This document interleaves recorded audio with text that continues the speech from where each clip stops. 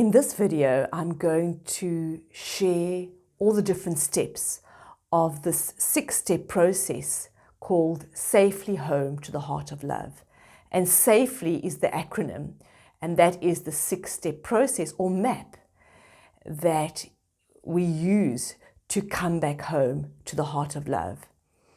It's a map that takes you from confusion and chaos into clarity, calmness. It's a process that can take you from feeling frustrated, having all these uncomfortable feelings, to freedom and fulfillment. It can take you from a place of feeling lost and lonely to living the life you love. It can take you from feeling tormented and all over the place to truth and knowing on the deepest level who you really are. It can take you also from an inner war to getting in touch with your intuition, with your inner knowing. It's a 6-step process that can take you from struggle and strife and stuckness to solutions and spaciousness.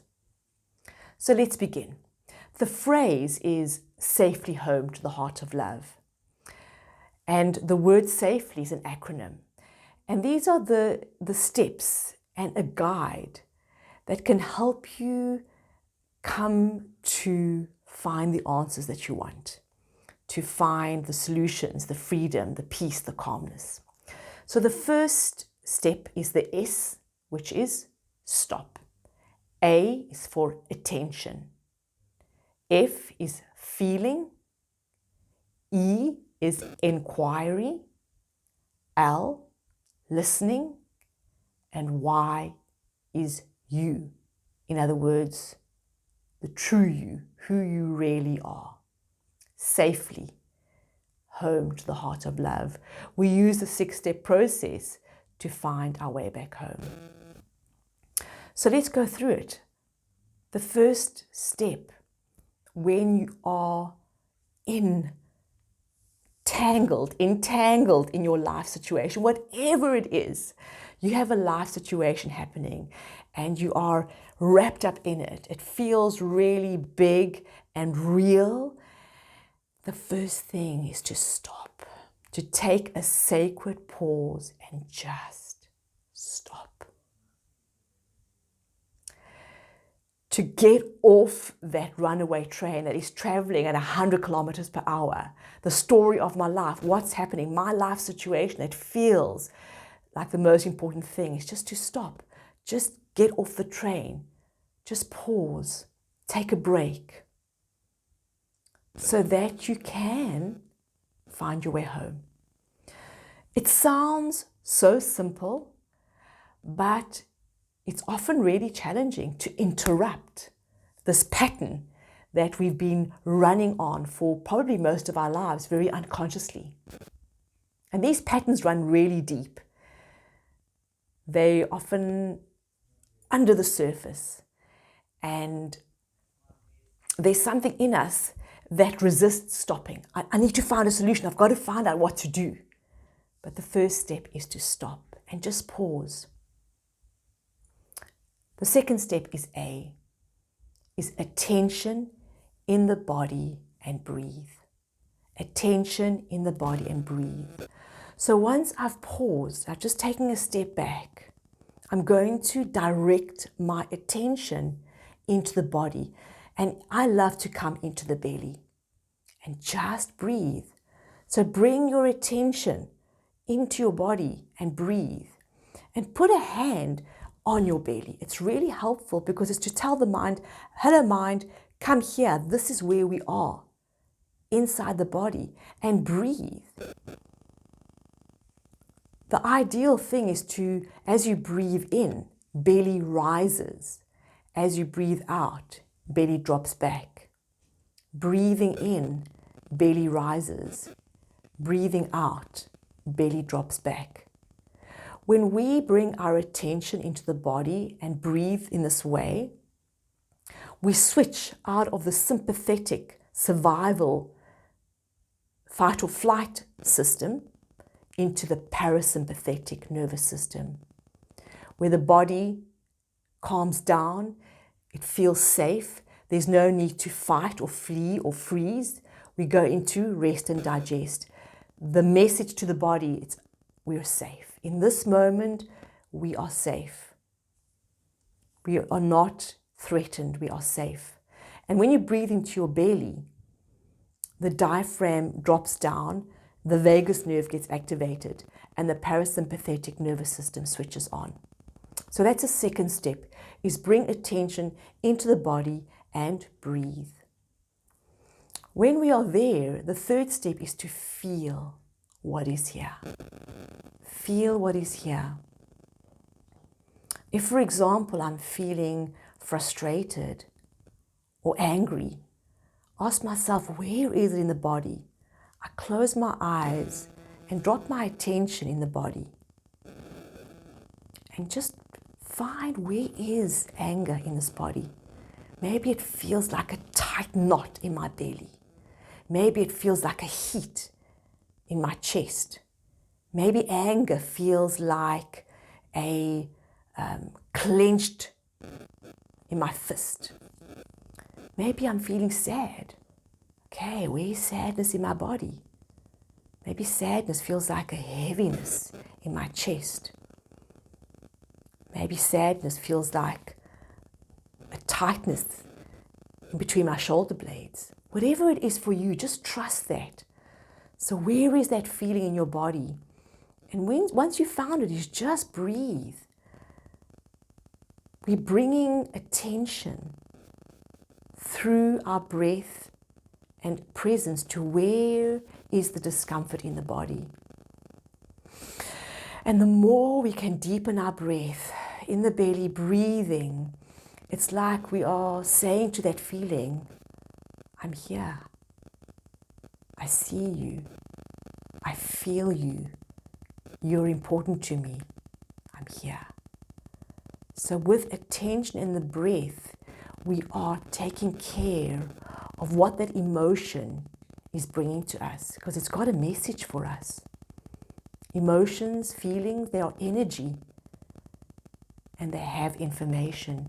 And when I bring breath to that feeling, it's like this tight knot starts to loosen and open up. And something gets revealed. Trust the intelligence of the feeling. As you stop and you bring your attention into your body and breathe and you feel what is there, things will start to move. It might be very subtle at first, but maybe you start to notice a memory, a thought. Something comes into your awareness. Just trust. These emotions are very, very intelligent. They have information for us. But if we're out there in the world, we're not in here. And so we can't get what they are trying to tell us because we're not present. So by stopping, bringing attention into the body and breathing and feeling what is here, we are paying attention. We are coming back into this body. The fourth step is the inquiry. The inquiry can only happen once the nervous system has calmed down somewhat. It doesn't have to be totally, but if we are in an emotional state, charged, triggered, in survival mode, fight or flight or freeze, we can't do an inquiry. It's not possible. Okay, because we don't have access to the frontal cortex. We're in the limbic brain, in fight or flight survival mode. We are hankering down in protection, defensive mode. There's no space for inquiry. So inquiry can only happen once we've stopped, we've brought our attention into the body, we are breathing and we are feeling what is here. Once that has settled down, there's more space. We can start to go a bit deeper than the surface to look at what's really happening here. What is the truth about what's going on? What is wanting to be known in this moment? If I could see the situation clearly, what would I see? As you can sense, the inquiry is not analysis. It's not trying to figure out in my mind what's happening, what's the answer, what should I do. It's not here. It's down here. The question is an open question. There's an invitation for something to be revealed and known. So that kind of question is open. It's not a closed question. What should I do? Is this right or wrong? No, the question does not have a yes or no answer.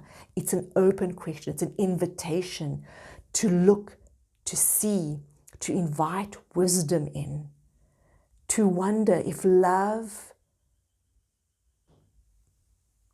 were here, or if love, what would love do? How would love see this?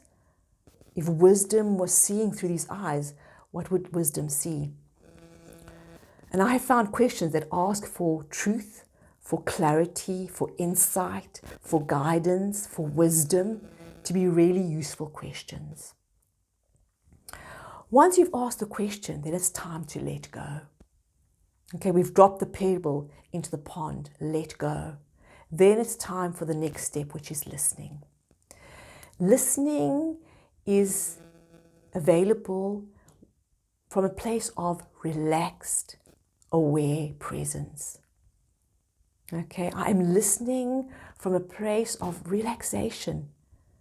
I'm aware and I'm present, and it's like I'm receiving. I'm not looking and trying to find. I'm actually resting back. I'm relaxing.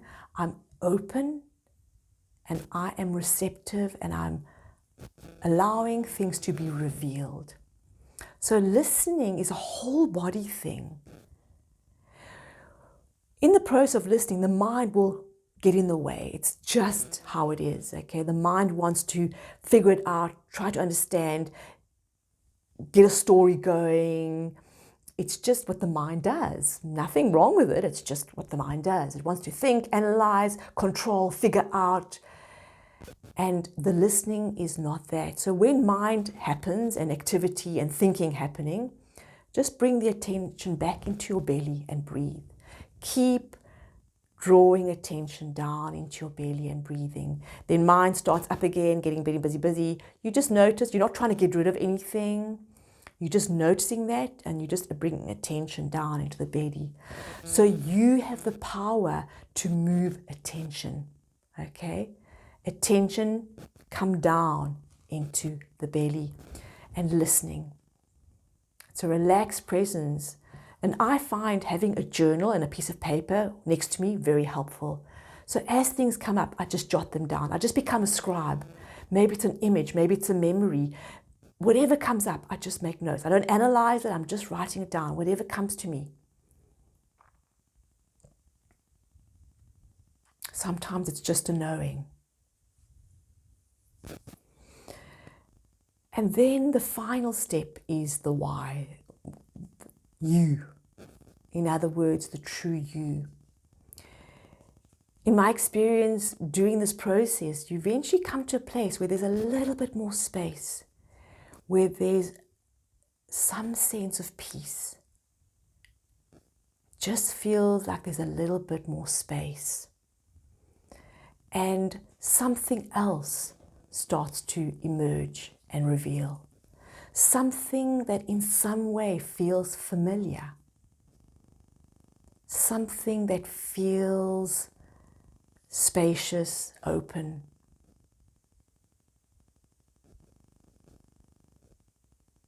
A quality of being.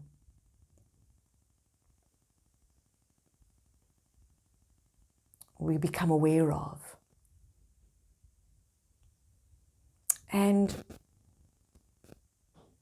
that is a deep thing to look at. So I'm not going to go too much into that. But the more you do this process, the more your true being starts to reveal. It's like the veils begin to drop. And what was always here, what's always been here, you start to sense that. And again, words are just pointing to something that you experience yourself. So S.A.F.E.L.Y is a 6-step process, safely home to the heart of love. And it brings you back home to the heart of love. It's a practice. It's something that we do many, many rounds of to establish this practice. But in my experience, it's a wonderful map and guide that has helped me and many people that I've coached to find the answers they're looking for, to find truth, to find out what's really going on beneath the surface. And through this inquiry, through this process of coming into the body and breathing, we come to a place of peace, of spaciousness, of deep truth and wisdom. And that's where freedom really lies. So I encourage you to practice this. And there's another video where I've actually created a meditation that can guide you through the process. Sometimes it's really helpful to have someone's voice just guiding you through, so you don't have to remember, okay, what do I do next? So play with it, experiment with it, see how it works for you, make it your own. And I'm really trusting that it will be of benefit to you. So my name is Julia, and I'm a Spiral Connector life coach. And I really love journeying with people, supporting them in their life journey. And Safely Home to the Heart of Love is a wonderful tool that has come to me that I love sharing. So blessings to you. May you journey well.